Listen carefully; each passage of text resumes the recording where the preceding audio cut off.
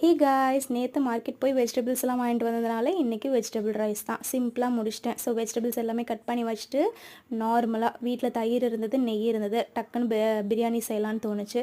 So ஆயிலில் vegetables எல்லாம் போட்டு சாட்டே பண்ணி எடுத்துட்டு அதுக்கு தேவையான மைல்டான மசாலாஸ் தான் ஆட் பண்ணுவேன். பிகாஸ் ஆதித்யாவுக்கு கொடுக்கறதுனால நிறைய மசாலாஸ் எல்லாமே போடுறது கிடையாது.